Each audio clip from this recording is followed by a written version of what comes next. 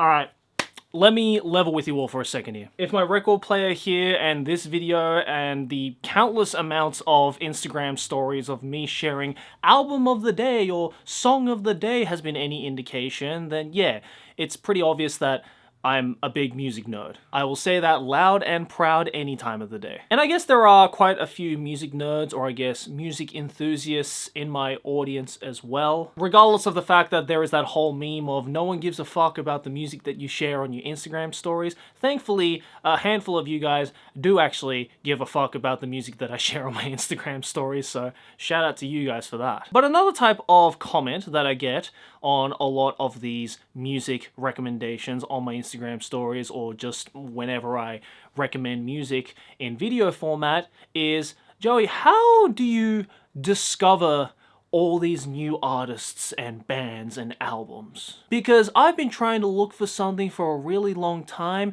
and I just don't know how to discover music. And I've gotten too many of those comments in the past, so that's why I'm finally going to come onto this video to show you guys, or I guess tell you guys, how to discover new music. Which is an absurd topic to talk about because frankly, it really isn't that difficult, especially if you use streaming sites like iTunes or Apple Music or YouTube Music or Spotify or Deezer or whatever the hell that is that you use to find music and listen to music. Okay, for example, I flip-flop between Spotify and YouTube Music. And I have managed to find a lot of really cool artists, a lot of really cool bands, a lot of really cool albums that I know for certain that I wouldn't have been able to find on my own. All because of this little thing called related artists. It's this little feature usually at the bottom of an artist page on any streaming site that tells you, as the name might suggest, recommended artists. Okay, here, let's go onto my Spotify right now and I'll give you an example. Okay, so I was just listening to the new Danny Brown album, Stardust. By the way, amazing freaking album. Here is Danny Brown's artist page, and if you scroll down on it, then you'll hit a little section right there. That, as the name says, it says, fans also like. And then you can scroll across, and there's a bunch of artists that supposedly the Spotify algorithm has deemed as Danny Brown listeners also listen to these artists. For example, Quedeca. It really is just that simple. When I listen to a new album or I listen to a new artist, usually I go by album, and I go, hey, this is really cool. I wonder if there's any more slightly similar stuff out there. And it really doesn't take a whole lot of time. Like, it genuinely baffles me when I see these comments. I don't know if they're like rage baiting or not or whatever, but it genuinely baffles me when I see comments of being like, oh, I don't know how to find new artists anymore. How are you finding these new artists? Like, it's literally as easy as a Google search. I don't know what's so difficult about this. I think I mentioned this in a previous video way back in the day, or at least I have a feeling I mentioned this in a previous video, but the whole idea of I can't find new artists is just the most lazy excuse I've ever heard, especially in the world of streaming where literally every and any artist is at your fingertips. It's not a system problem, it is a you problem. I hate to break it to you. Because I'm not going on to some like secret site or some like, here are 10 websites for music lovers, TikTok or anything like that. It literally is just taking a little bit of time out of your day to just go and do a little bit of digging. Music enthusiasts have been doing it way before streaming sites by going to record stores and just sifting through some records, finding a record that kind of looks cool, giving it a go. Hell, there's streaming sites and I still do that shit. I have always been an advocate for music. I think loving music and listening to music is the most human thing that you can possibly do. Cavemen have been banging sticks on rocks for 200,000 years, so it's pretty safe to say that music or musicality in some concept is a very rudimentary human thing. The reason why I love posting and sharing albums of the day on my Instagram stories is to kind of try and push, or I guess recommend, this philosophy that I have had for as long as I remember being a music nerd.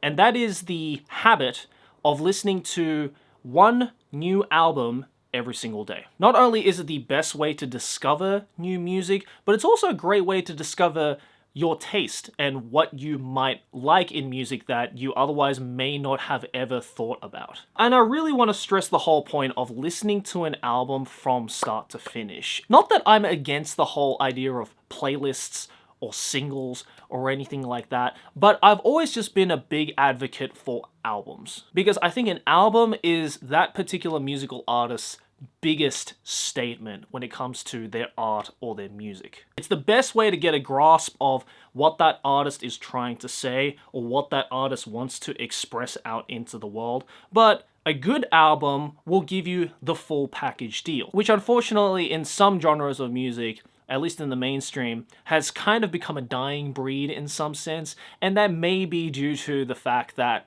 a lot of modern music listeners, especially those who were born and raised on the streaming platforms and stuff like that, haven't really made it an effort to go through an album from start to finish, or perhaps it's the fact that it's very easy to just pick and choose songs now through things like playlists or just individual plays. Trust me when I say that when you find that one artist or that one album that really strikes a chord with you, it really will change your life. You don't even have to look at it in like a critical way or a musicality way or anything like that. Hell, it could be the most boops and beeps album ever. If it works for you, then it works for you. That's the great thing about music as an art form, is that there really is anything for everything out there nowadays. And this whole idea that people have of shaming particular people for liking particular artists is a very petty and shitty thing to do, which admittedly, you know, in my youth, I have also been a culprit of. You know, back when I was younger and I was really trying to dig deep into the whole music side